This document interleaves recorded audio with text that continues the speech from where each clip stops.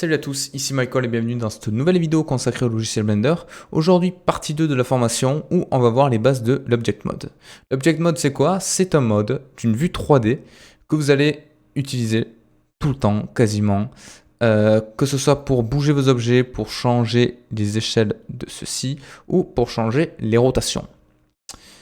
Donc, pour apprendre à faire ça, d'abord, il faut savoir comment rajouter un objet dans ma scène 3D. Parce que je ne vais pas tout faire avec une caméra, un cube et une lampe. Alors pour ajouter un objet, c'est très simple. Je vais dans ma vue 3D et je fais le raccourci clavier. Encore un autre, je sais.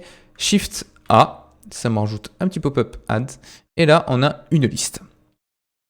Donc cette liste, elle peut être plus ou moins modifiée si vous rajoutez des plugins. Donc par exemple, là, moi, j'ai des... Archimesh, Archipack, tout ça, vous l'avez peut-être pas. Mais par défaut, vous avez au moins ceci plus tout le reste. Donc je veux rajouter par exemple un maillage. Qu'est-ce qu'un maillage? C'est tout simplement un objet 3D constitué de points, de faces et d'arêtes. Donc c'est ce qu'on va manipuler la plupart du temps dans Blender. On ne travaille pas sur des volumes comme certains logiciels de conception. Nous, on travaille sur des mèches. Donc imaginons que je vais rajouter une sphère. Je vais sur UV Sphere. Là, j'ai ma sphère, mais je ne la vois pas parce que j'ai mon cube par-dessus. Donc, je peux sélectionner mon cube et faire supprimer. Tout simplement. Et là, j'ai supprimé mon cube. Donc, maintenant, je resélectionne ma sphère. On voit, première chose, que elle est ce qu'on appelle un shading flat. Qu'est-ce qu'un shading flat? C'est tout simplement un affichage brut. Donc, on voit toutes les faces. Pour changer ceci, je peux faire un clic droit et un Shade Smooth. Et là, ça m'adoucit la surface de mon objet. Alors ça ne modifie pas du tout la topologie, c'est-à-dire le maillage de mon objet. Ça ne va pas rajouter des détails. Ça change juste le système d'affichage de mon objet. Donc on a le flat et on a le smooth. Le flat, c'est avec des calculs de vecteurs. Bon, je vous passe le détail sur les faces qui permet d'indiquer où est-ce qu'on doit afficher quelque chose de brut, alors que le smooth, ça adoucit notre surface. Mais ça ne change pas du tout la topologie de notre objet, donc on ne va pas rajouter des détails en faisant un shade smooth. C'est tout simplement la technologie d'affichage qui change. Donc imaginons que là je me mette un shade smooth. Ok, j'ai ma sphère, elle est belle, voilà. Imaginons qu'on veuille la changer de place.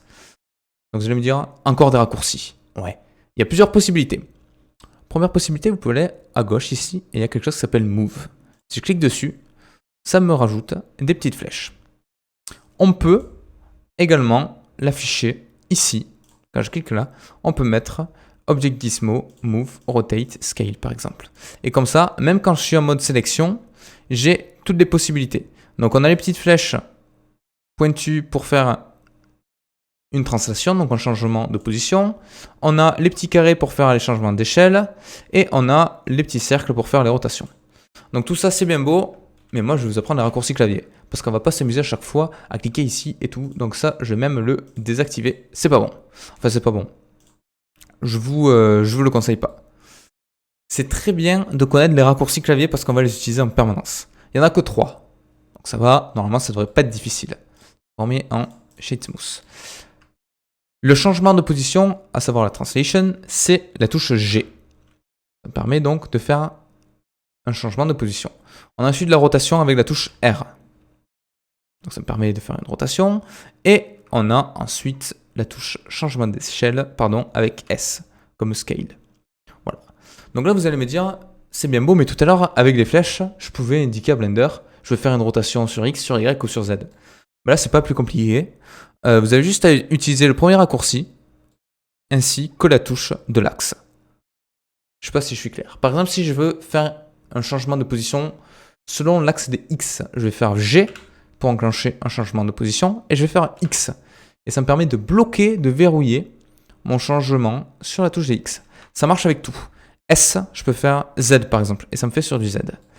R, je peux faire X et ça me fait une rotation sur X. Alors on remarque que là quand je fais une rotation, en haut à gauche, on a les degrés de ma rotation. Donc si je veux faire quelque chose qu'on appelle avec un certain pas, donc par exemple faire une rotation de 5 par 5, je peux appuyer sur CTRL. Et là on voit qu'en haut à gauche, j'ai une rotation de 5 par 5. On n'a plus quelque chose de relativement précis comme on avait tout à l'heure. Donc ça me permet par exemple de faire une rotation de 90 degrés. Je peux tourner comme ceci, je peux faire un clic et c'est bon, j'ai ma rotation. Si je veux faire quelque chose d'encore plus précis, je peux taper la rotation au clavier. Donc je peux faire R, X et 55. en trait et ça me fait une rotation en X de 55 degrés. C'est très simple. On a maintenant quelque chose qui permet d'enlever un axe dans mes modifications. Imaginons que je veuille bouger mon objet sur le plan, donc sur un sol. Je vais faire un changement à la fois en X et à la fois en Y, mais surtout pas en Z. Je veux qu'il reste la même hauteur. Donc pour ce faire, c'est assez simple, je vais faire G pour démarrer mon changement de position. Et je vais dire à Blender, tu m'enlèves l'axe des Z. Donc je fais Shift Z. Et là, du coup, j'ai bien une modification à la fois sur X et sur Y. Vous avez compris? J'espère que vous avez compris, parce que ça, on l'utilise tout le temps. Quelque chose qui est intéressant à savoir aussi, c'est que si je me mets en vue du dessus, par exemple avec 7, et que je fais un G, là, ça ne me changera pas la position en Y, parce que je ne peux pas gérer la hauteur, sauf si j'ai fait G et en Z, pardon. Parce que je ne peux pas changer la hauteur, sauf si je fais G et Z et que j'indique à Blender, ok, tu me changes en Z. Mais sinon, avec un G classique, ça me verrouille en fonction de ma vue, la position de mon objet. Donc c'est à peu près tout, je pense, pour les positions, les rotations et les changements d'échelle.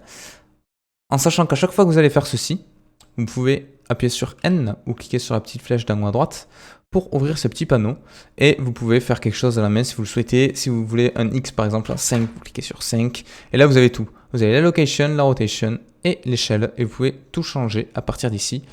Ça peut être pratique si on veut aligner certains objets. On sait qu'il y en a un qui finit par exemple à 5 mètres en X. Donc lui je peux le mettre à 5. Et je suis sûr qu'ils soient exactement positionnés comme je le souhaite. Donc voilà, c'est tout pour l'Object Mode. Donc les trois choses à retenir, les quatre, c'est Shift A pour ajouter un objet, S pour changer l'échelle, X, Y ou Z pour changer l'axe, Shift et le nom de l'axe pour enlever un axe. Là par exemple j'ai fait Shift Z, ça change tout sauf les Z. On a les rotations avec R. Voilà. Et on a la position avec G. Donc, mis à part les raccourcis X, Y, Z pour définir une contrainte, vous pouvez faire avec le clic molette. Des fois, je vous le déconseille parce qu'on a un peu de mal à voir tous les axes. Des fois, ça n'interprète pas bien. Mais là, si je veux faire uniquement un changement d'échelle en Y, donc l'axe vert, je vais faire S et je fais clic molette.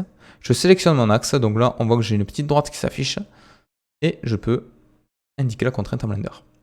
Donc voilà, c'était relativement simple.